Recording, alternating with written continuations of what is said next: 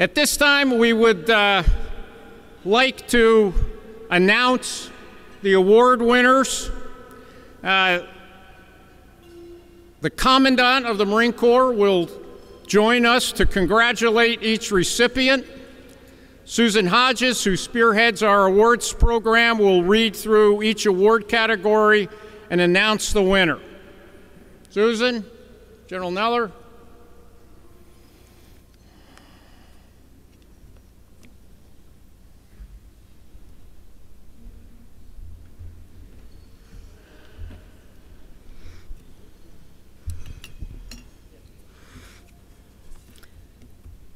Good evening, everyone. We have an especially remarkable group of award recipients this year, selected from over 100 entries. Each of the winners has made an extraordinary contribution to our Corps by capturing in a written word or visually some aspect of what it means to be a Marine, and in so doing, documenting the legacy of our Corps. In addition to the medallions they are wearing this evening, each award recipient is receiving a commemorative brick, which will be placed in Semper Fi Memorial Park, and in some cases also a cash award. Please direct your attention to the screens and the stage as I will read through the list of awards. This year's Colonel Joseph Alexander Award, recognizing a distinguished work of biographical or autobiographical literature about a Marine, goes to Dr. Fred Allison for his editing of the book We Were Going to Win or Die There, Marines at Guadalcanal, Tarawa, and Saipan.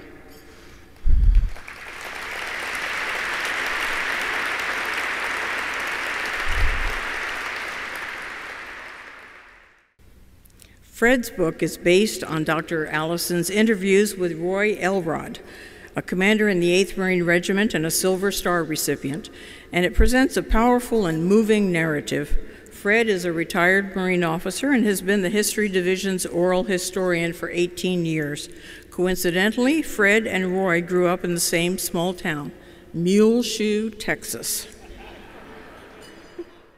This year's General Wallace M. Green Award for Distinguished Nonfiction dealing with U.S. Marines or Marine Corps life goes to Mark Bowden for his book, Way 1968, A Turning Point of the American War in Vietnam. Mark is a journalist and author, best known for his book, Black Hawk Down. Way 1968 is his 13th book. He is a national correspondent for The Atlantic, has written for many national magazines, and was a reporter and columnist for the Philadelphia Inquirer for more than 20 years.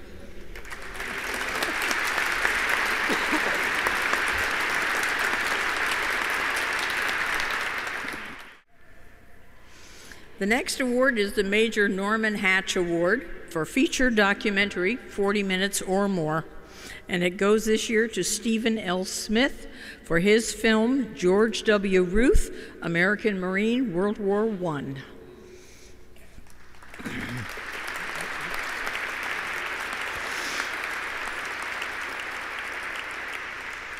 His film is based on an audio cassette interview with his grandfather about his tour of duty with the 6th Marines during World War I. It provides an educational opportunity for someone looking for a general understanding of the Great War and the role our American Marines played in it. Now, my mom, Nancy, passed away several years ago, but it wasn't until a couple months ago when we were going through her things in her cedar chest when I came across the Reader's Digest book. But it turns out it wasn't a book at all, but rather a box disguised to look like a book. Well, when I opened the box, I found 2 cassette tapes. One tape was labeled George Ruth, Life with Family, Recollections of His Brother Carl. The other tape was labeled George Ruth, World War I Experiences.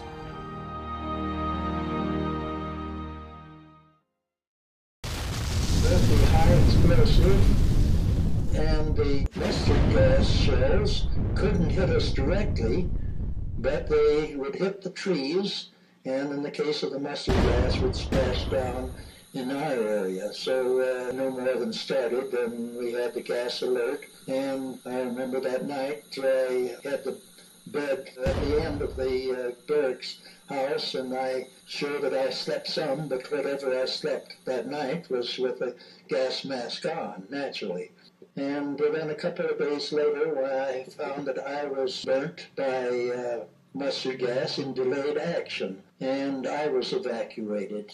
And but those hospitals had all been filled, and he had to take me and I think 2 or 3 others that were in the ambulance about 50 miles from the front line to a French hospital, luckily, and it was at Pierre Lafitte, L'Hôpital 17/2, and all of the cases there were mustard gas cases, and mine was a comparatively simple one. I saw the night that I got there, it took me into one ward, and it sounded just as if there was just maybe 30 or 40 people that were in that ward, as if they were all dying because they were all coughing, and it was a terrible sound that I heard.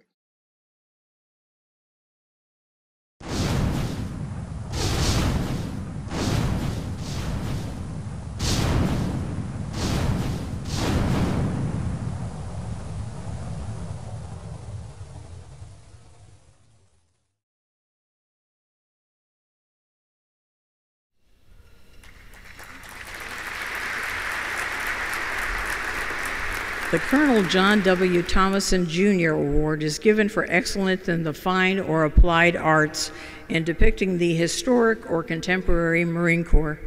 This year, we recognize artist Chris Cooksey for his extraordinary sculptures.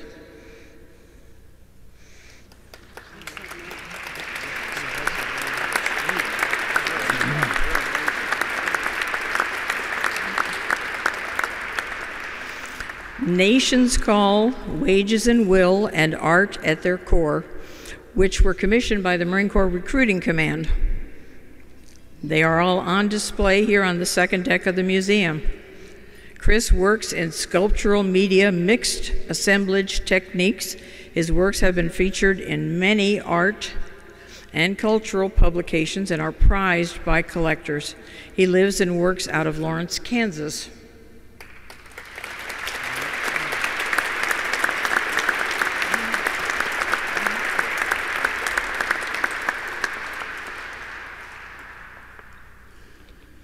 The James Webb Award is given for distinguished fiction dealing with U.S. Marines or Marine Corps life.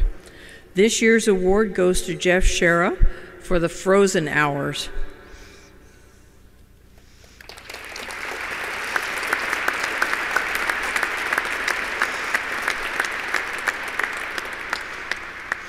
His book deals with the dramatic story of the Chosin Reservoir Campaign in Korea. Jeff is the award-winning author of 15 best-selling novels. His first, Gods and Generals, was published in 1996, and with The Last Full Measure, he completed the Civil War trilogy that began with his father's Pulitzer Prize-winning classic, The Killer Angels. He has been selected to give the annual Dedication Day address at the cemetery in Gettysburg and received the Bob Hope Award for Entertainment from the Congressional Medal of Honor Society in 2017.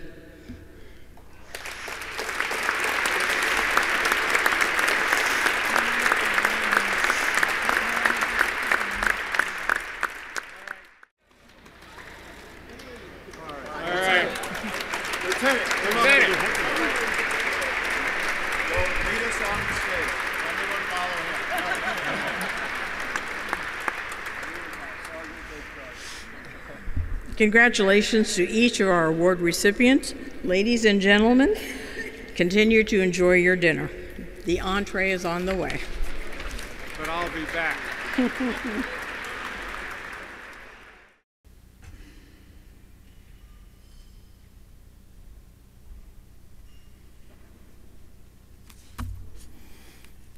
Ladies and gentlemen, it is now my pleasure to invite the chairman of the Foundation's board, Mr. Paul Kausbeck, to the lectern.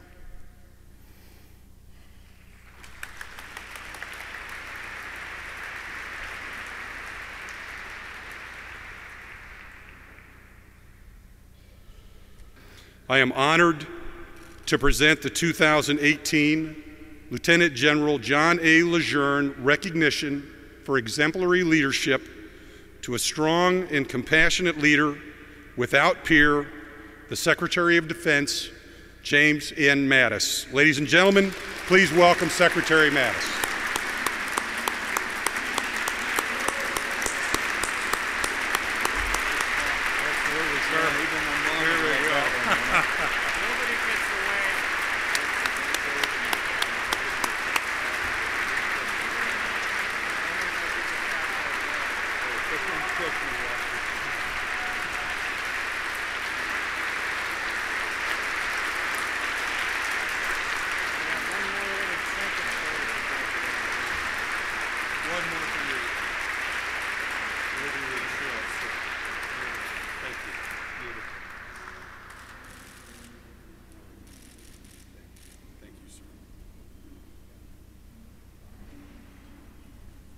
Hey, thanks, everybody.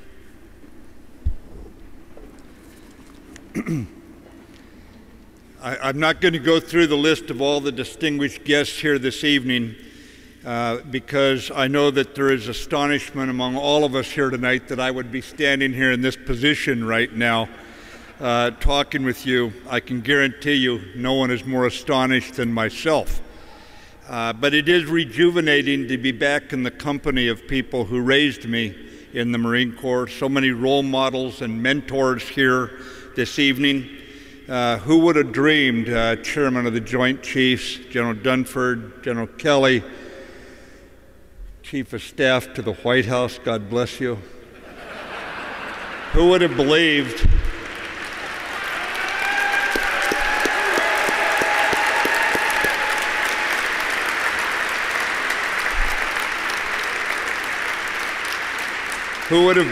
when we took some poetic license and redesignated the 7,000 sailors and Marines of Regimental Combat Team 5 under General then Colonel Dunford and redesignated them as the 5th Reconnaissance Regiment and sent them over the Tigris River to seize it when we were told to hold fast. We were just doing a reconnaissance, General Gray, I promise you. But who would have believed that day that we would be sitting where we are today? It's a reminder you can make your plans about life and God will laugh at you. I think too that in putting my words together, General Sheehan was guiding me, and I thought that since after dinner speech does not have to be, very long, that I'd just give a 2-hour quick summation of Clausewitz's theory of warfare, and then we'd get into the meat of it. And then I thought, I'm the only thing between you and the Commandant of the Marine Corps, I'd better not do that. First, I have to say to the Gold Star families that are here tonight, we don't forget. You have our respect, you have our love, and we know the memory of those you hold closest. As Lawrence Binion put it, at the going down of the sun and in the morning, we will remember them. And remembering is at the very heart of what the Heritage Foundation does for all of us here this evening. To our hosts, thank you for your tireless efforts as custodians of courage and for your mission to promulgate this legacy. There was a Greek poet I'm proud of referring to often, lived a couple thousand years ago, a guy named Pindar, who said, "Left unsung, even the noblest deed will die."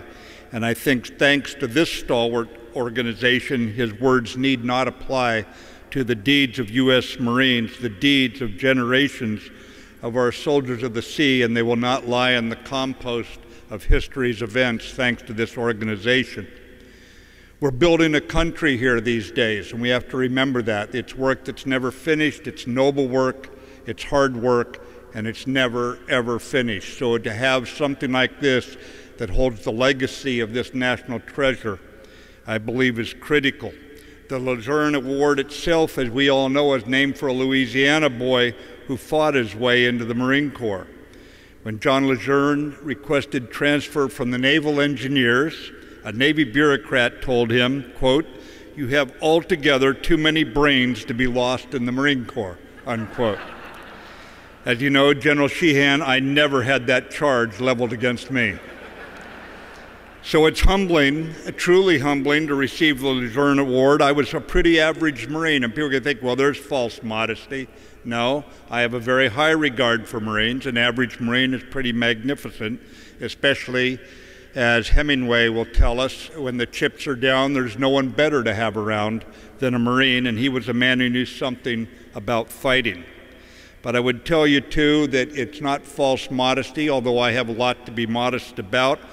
I was just at the right place at the right time repeatedly in my career. And there was any number of us in this very strong elite organization who could have done everything I did and probably did it even better, and they could be standing here tonight representing all of our values and do it just as well or better. I'm here only because I had extraordinary mentors from my first days in the Corps. Extraordinary in every sense, and they were from the Vietnam generation, is the generation that raised me and taught so many of us of my generation to stand and to deliver when it was curtain time in hell, to close confidently and ferociously with the enemy, and to never abandon our fighting faith for the false security of pessimism or the false refuge of cynicism. We knew that attitude is the best weapon system we have in the Marine Corps. When our turn came and Marines of my time crossed the line of departure, we never feared one time the enemy. We only feared that we might somehow disappoint those of you who had gone before us and who had coached us. But thanks to the tough NCOs and the officers who raised us, the player coaches, each of those NCOs harder than petrified woodpecker lips, the issue was never in doubt. And with all gratitude, more gratitude than I can even muster the words to say, I will tell you that this honor cannot be presented to me. It can only be presented through me to the brighter stars in the constellation of our magnificent Corps. The Marine Corps forged us all who served alongside me. I felt it forging all of us as we went along. And any position I occupy today is the result of its training, its culture of excellence, and the habits I acquired in the company of warriors. Those who knew, as General Lejeune said, the true soldier's Elysian state is preparedness for war. For so many of us here, when fate tapped us on the shoulder, it did not find us unprepared. And that's a testimony to our elite, unconfused Marine Corps. Because of the Marine Corps, we knew that our sailors and Marines' spiritual strength was always our strongest weapon, that hardness, swagger, and confidence are appropriate so long as we live this side of heaven. And then to quote General Lejeune again, there is no substitute for the spiritual in war. Unquenchable courage and unquenchable determination crush out fear, and death becomes preferable to defeat or dishonor. For Marines are undistracted in their purpose to fight and win the nation's wars. A great strength of the Marine Corps over the decades has been this lack of institutional confusion in our Corps. It's a tradition passed down over generations of soldiers of the sea, and today's leaders of our Marine Corps hold the Corps in usufruct. And I'm always careful never to drink before I say that word. It's spelled U-S-U-F-R-U-C-T. It comes, the first time I found it in American literature, is written by Thomas Jefferson. Basically, it comes from an agricultural point of view. Some people in farming industry say you can change the course of the streams on your land, you cut the trees down, you can plant crops, you can do whatever you want. You must turn it over to your son or daughter in as good a shape or better than you received it. And that is the charge for every Marine leader today. I would tell you that our lack of institutional confusion, knowing that we must fight well and win, is what guides our decisions, and you proudly raised me in that tradition. So today, ladies and gentlemen, the charge to the Department of Defense is that every policy we have, everything we do, will be designed to increase the lethality of our military, because we are not deserving, simply because we were born Americans, of victory on the battlefield. We're going to have to earn it. And we're going to need the same ferocity in our warriors that we heard about tonight on Tarawa. We're going to need that same ferocity in the future. For this experiment in democracy to long endure, it will require the raw human spirit of those who seek out danger far from the well-lit avenues of life, Marines who are upright and not those who need to be kept upright, to quote Marcus Aurelius, ethical to the core of their being, fierce in the fight. It will require these young, high-quality volunteers who look past the hot political rhetoric and voluntarily sign a blank check to the American people payable with their lives. Those volunteers will come if we tell the story of what they can become. Courage, honor, and commitment will beckon to them. The Marine Corps Heritage Foundation tells this story, and in telling it, you not only preserve the legacy, you also ensure the future safety of our nation, our great big experiment in democracy. Tonight, we all salute an unconfused Marine Corps that does not tilt with every fad, that recognizes a democracy, even a progressive liberal democracy in the classic sense, needs defenders, needs a Corps with old-fashioned, even quaint values of ethics, of loyalty, of chivalry, and as well as being very, very tough fighters. A Corps that speaks with manly firmness, to quote our Declaration of Independence, manly firmness to power, and to quote others who say that whether on the battlefield against an enemy who thought by hurting us on 9/11 he could scare us and learned that we don't scare, or speaking on Capitol Hill with great respect to the Congress that has saved our Marine Corps decade in and decade out and through thick and thin, we remain true, recognizing that the auditor of us all is war, and it's a very tough auditor. It is a very exacting auditor, and we know that we are going to have to survive that audit at some future fight. So I would just tell you tonight, ladies and gentlemen, thank you for having me stand here back among a family that I grew very proud of. I could have never believed the Marine Corps would allow me to serve so many years in your ranks, and I would not have changed one thing. I just wish I could do it all again. Thank you, and Semper Fidelis.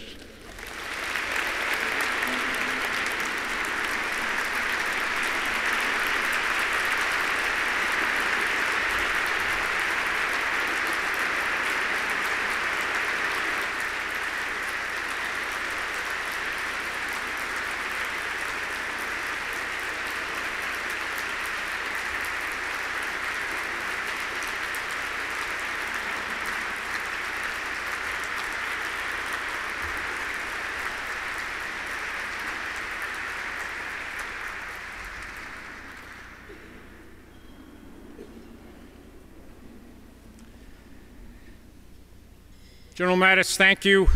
Thank you for being here. Thank you for accepting the Lejeune Award. And most importantly, thank you for continuing your extraordinary service to our nation. Thank you.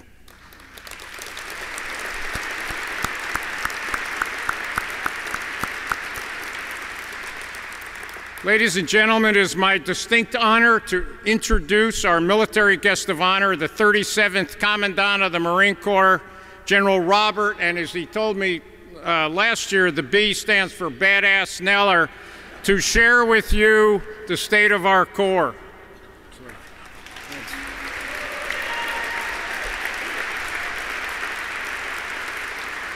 Okay, so General Blackman, I promised him that I would come to this event every year, so this year I called him, I go, well who's going to be there? He goes, well, you get to follow the Secretary of Defense.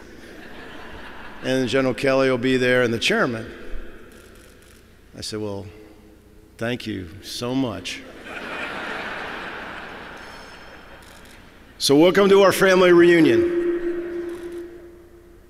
It's great to see everybody, and be difficult to follow the words of Secretary Mattis, because many of us have served with him, for him, and many of you in this room. Second Lieutenant Neller got briefed at 3rd Battalion, 4th Marines by Major Christmas in 1976. I used to run away from Colonel Sheehan. He actually, you got to put this tonight in context, because General Sheehan said, hey, you're doing a good job, kid. That's the nicest thing you've ever said to me, sir. I was so excited. General Sheehan said a nice thing to me. He spoke to me, actually, civilly. But congratulations to all our awardees, and thanks to the sponsors and all the donors, the corporate sponsors, and all the people that made this. I mean, did you ever look up, just look at all the way up? Not at the airport. I mean, this place, this is just absolutely incredible. And you come in here and you see the faces and you read the words and you see your friends, and people come here and we have graduations in here, we have people commissionings in here, people get married in here. I mean, this is our church. And I'm Chaplain Scott, I don't mean to be sacrilegious, but this is our place. And it was an idea of some very serious Marines many years ago, and through their hard work and their efforts and through their a lot of donations, it's come to pass. So thanks for coming tonight. Thank you, Mr. Secretary. I'm glad to, I think you got here before the sun was still out, so you actually got to see the sunrise. There's some little sun out there, you and General Kelly and the chairman, and for you and your ladies, thanks for being here. So General Blackman's what I'm supposed to talk about what's going on in the Marine Corps. I mean, your Marine Corps is about 186,000, about 35,000 of those Marines are deployed. We're in every corner of the world, from Afghanistan to Iraq to Syria to Africa to Europe to the Pacific. As was mentioned, we've had our first operational deployment of F-35. We're back in Australia. We've already completed our recruiting for this year, and we're already starting to put them in the can for next year. So we've got money. We're hopeful we'll have a budget, but we're in a good place. We've got a lot of work to do. The Secretary is asking us some really hard questions, he and Secretary Spencer, because it's all about lethality. It's all about readiness. It's all about making ourselves ready to go to war and to give our diplomats that space so that we don't have to go to war. But we have to be prepared to go to war, and we're working hard to do that. What I would really like to talk about is, I think, two of our awardees tonight, Mr. Bowden and Mr. Shara's books. Because I think one is a historical account of the Battle of Way 50 years ago this past February. And I know General Christmas and General Downs are here. And I remember being Second Lieutenant Neller when Ernie Cheatham was my regimental commander. And you read that story, and there's a lot of similarities between Mr. Shara's book, The Coldest Hours, because they talk about the same things. They talk about the leaders, they talk about the commanders, they talk about O.P. Smith, and they talk about the decisions they had to make and the pressures on them and the things they had to stand up to make sure that that Marine force was ready to go and that they were successful in the fight. They also talk about the adversary, which is unusual that we spend a lot of time talking about the adversary, but we spend a lot of time in the Joint Staff and with OSD and with Secretary Mattis and Secretary Spencer talking about the adversary, because they get a vote. And these books lay out, I think, in a fascinating way, really what the Viet Cong and what the North Vietnamese were up to during Tet, and in the coldest hours, what the Chinese commander was dealing with. But I think the things that both of those books do that we have to remember every day, it talks about the rigor, the violence, the demands, the physical, the mental, the spiritual demands of combat. It tells you the story of what those Marines did at that time. And as Secretary Mattis says, it talks about what we who wear the uniform today have to measure up to, so that when our turn comes and our time comes, even though our time has been going on now for the last 17 years, and your Marines have acquitted themselves well. But we have to be ready for whatever that next fight is, knowing that it's going to be a tough fight, it's going to be a violent fight, it's going to test us to our absolute core, yet that we hope it won't ever happen. So we assess ourselves, we get ready, we anticipate, we change our training, we adjust to what we think is going to happen. We try to be prepared for whatever the eventuality comes our way so that we can bring as many of them home as possible and as many of our adversaries not. So I appreciate the opportunity to be here with you tonight. I promised I'd get us out of here by 2200. But we have one order of business. Last year we did this, and at the beginning of the ceremony, we had the Marine Color Guard here, and we played the national anthem, and then the Marines hymn was played by the quartet. But we did what Marines usually do. We stood at attention, and no one said a word. But I think before we leave tonight, because of this distinguished group, we need to sing the Marines hymn. So I would ask you to stand, all Marines. So for the San Diego folks here, or the West, help the Paris Island people with the words. Because I'm not sure they remember. No, they're just kidding. Just the first verse. From the halls of Montezuma to the shores of Tripoli, we will fight our country's battles in the air, on land and sea. First to fight for right and freedom, and to keep our honor clean. We are proud to claim the title of United States Marines. Hoorah! Everybody have a safe trip home. Thank you.